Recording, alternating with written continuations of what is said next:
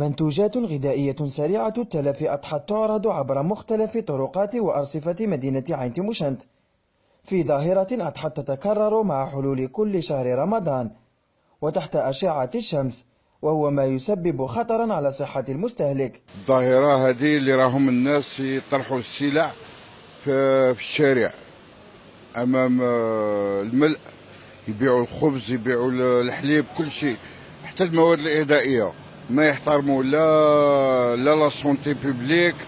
كاين امور تاع غبره تاع جراثيم. هو بليهم برا خويا ثاني يبيعوهم لنا خويا، تشري ماكله تاع برا مرض في المرض خويا.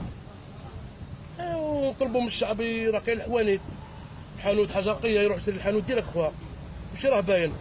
عرض هذه السلع وفي شروط حفظ غير صحية يعاقب عليه القانون، لكن الظاهرة تفاقمت في ظل غياب الرقابة والوعي من قبل المستهلكين الباحثين عن أرخص الأثمان. الظاهرة هذه اللي راهي كاينه تاع لاليمونطاسيون برا ليمونات بيريميس ولا حاجه تاع السم ضاربه فيها السم، نطلب حنا من المواطنين زعما ايفيتو هاد الصوالح تاع برا.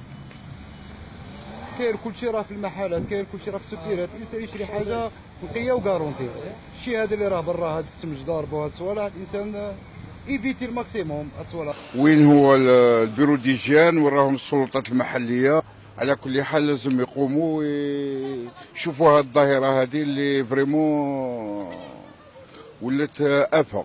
وبين تاجر باحث عن قوت يومه ومواطن يبحث عن مواد غذائية بأرخص الأثمان، وفي ظل غياب الرقابة وتطبيق القوانين بصرامة، تبقى صحة المستهلك معرضة للخطر في أي لحظة.